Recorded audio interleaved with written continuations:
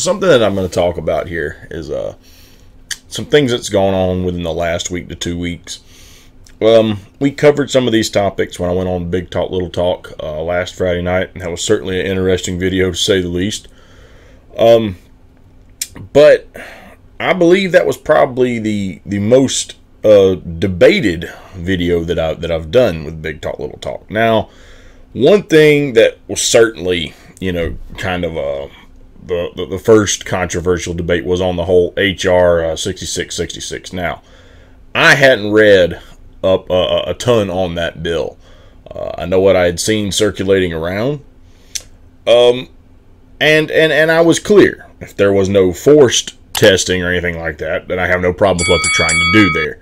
Okay, so I was kind of more or less operating on what I had read. Now, again, I still hold that position because a lot of people seem to have come out and said that there's not a forced testing thing being, put into play there. If that's not the case, and it's just, setting up mobile testing units to go around and help, get more people tested, hey, there's absolutely no problem with that whatsoever. Okay. But one other thing that really came up is, why is everyone canceling Bernie Sanders? Okay. Now, there's a lot I wanted to say when we got into that topic, and I tried to get some points out there, but unfortunately, when you're on a video, you've got other people there. You have to try to be, courteous to some extent, and you got to let other people do some talking.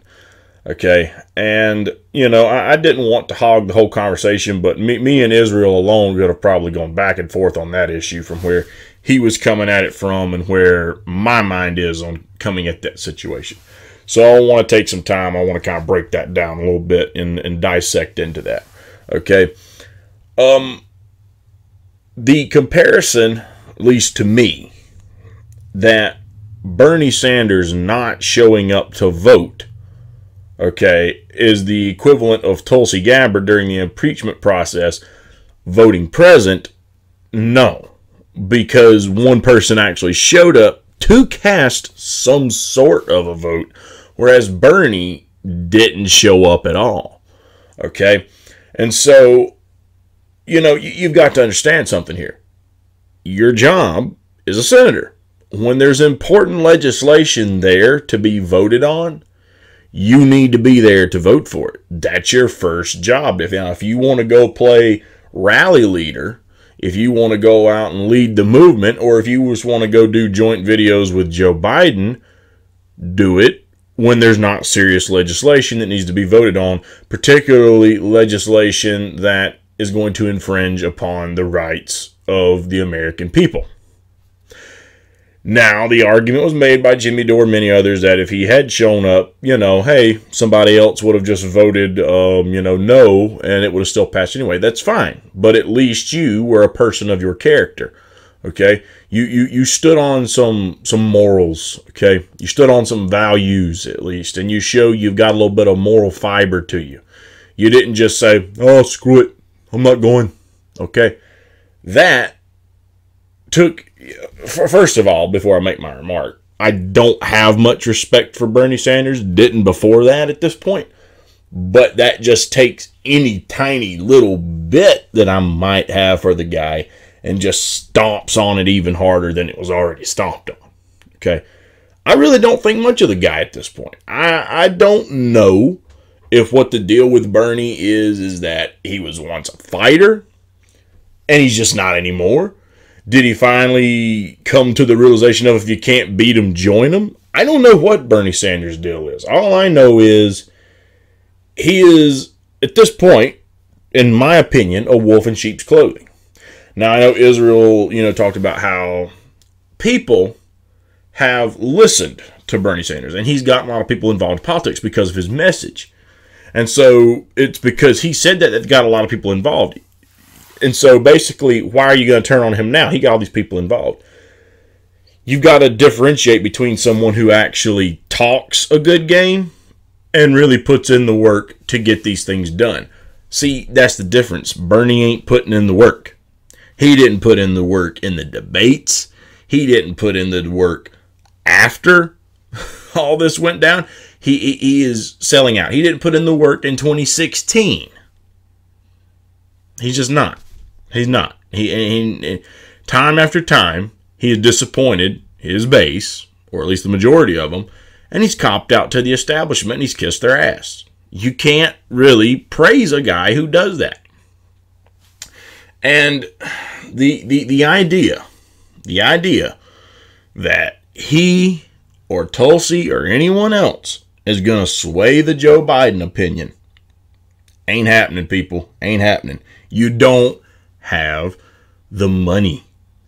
And that's the biggest factor in the middle of all that. You've got to have the money to change Joe Biden's mind. If you don't have it, he ain't care. He could care less what your stance is.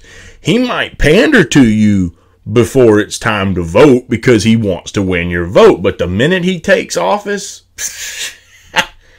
he don't care what you want. He cares what his donors want. Joe Biden is that type, and we know that because we've seen his track record. We're talking about a guy here who, again, when he was young in politics, blatantly said he would have been that corporate bought whore for the establishment, but they just didn't feel comfortable enough to give him all that money yet. They thought he was too young and inexperienced. They said, come back in a few years and we'll hook you up. Well, guess what? He remembered that, and he joked about it at the time, and after a few years went by, he came knocking, they came giving. And the rest is history. The rest is history. So no, the fact that Bernie is getting canceled doesn't bother me at all, which leads me to this point. Again, it's third party time here, people. It is third party time. We're not getting anywhere with the Democrat Party. Arguably, you're probably making more progress with the Republican Party than you are with the Democrat Party. For God's sakes, I made a video about this. I'm going to just briefly address it again.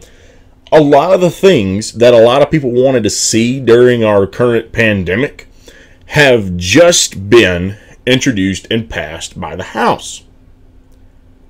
But there's no leverage to get the Republicans to vote for it. Everything they wanted from the get-go, they've gotten.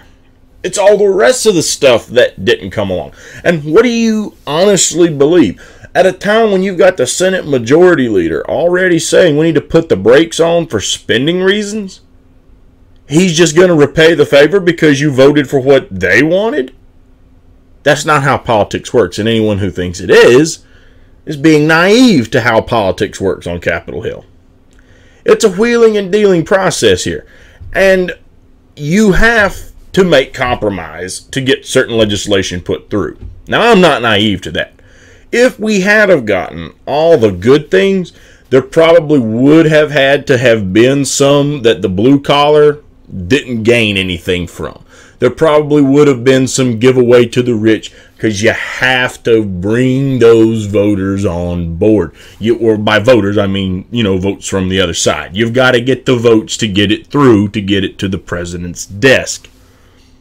So that's when that wheeling and dealing should have been done. Instead, you gave them everything they wanted and nothing that your base was calling for. They got nothing. Oh, but now you've passed it, right? Now you're going to give it to us. Remember, you're controlled by a majority of Democrats. But in the Senate, you've got to have an over 60 vote to get it through. And the Republicans control over 50 of those votes. So it ain't happening. So as I said before, the Democrats did absolutely nothing but try to blow a lot of smoke up some people's in their base ass to make it look like they're putting up the good fight and that the Republicans are the reason you're not getting it, when in actuality, you're not getting it because the Democrats really didn't put up a fight for it in the first place, or it would have already been done within the first 3 stimulus bills. That didn't happen. And that's because they didn't really care enough to try to get it done. And anytime a news reporter will try to call Pelosi out on that, she'll tell them to know your role and shut your mouth. Just like she already did on CNN one time before. Okay? So, again, third party time, guys. We've got to. Now, naturally, I don't see that it's going to happen this time around, especially when we're not getting anyone out there like Jesse. And I have some of my disagreements with the Green Party, for example, but pick your third party candidate, okay? Pick who you think is going to be the best. Don't get suckered in unless you genuinely believe that the Republican or the Democrat is going to be the better option. Don't get suckered into the guilt voting. You vote who you think is going to do the best job. And if there's a third-party candidate with ballot access in your state and what you've seen you like and you think they're a far better choice than the other two, even if it results in Crazy Joe or Orange Man getting elected to office, it's time to make a statement. If not now, when? We've been kicking this can down the road for too long, constantly going out, a lot of us, and voting for these people, and it's gotten us not a damn thing but a lot more of the same old problem. So it's time for the change. And again, if not now, when? Now's the time. And even some of Bernie's old allies have started to notice that. That's why they're breaking away and pushing for a People's Party movement, which is something we really need in this country. We need it bad. It's third party time. And hopefully by the time 2024 gets around, we are going to have enough of a ground game built up and enough of a movement that we can really start to do some damage. You might not win the presidency, but remember, a pyramid isn't built from the top down. It's built from the bottom to the top, okay? That's how this has to be done.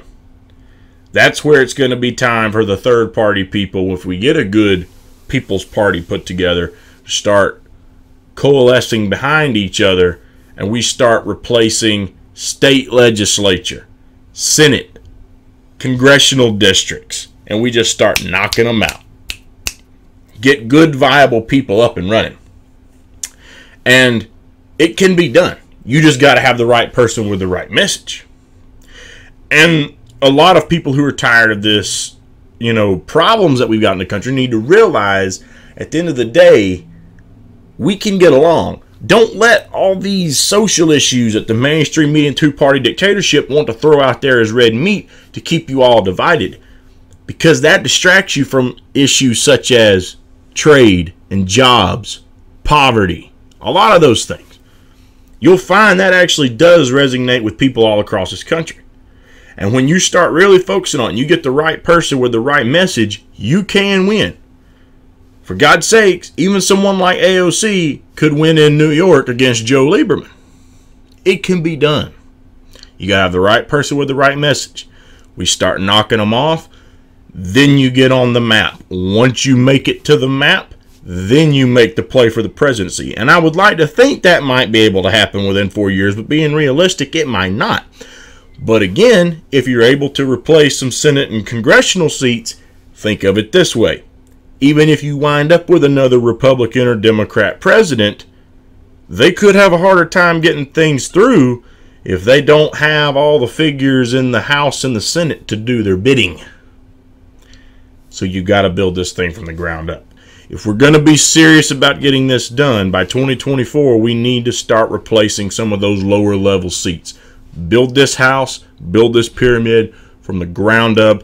Eventually, we will reach that presidency, because it's time to take our country back from the two-party dictatorship.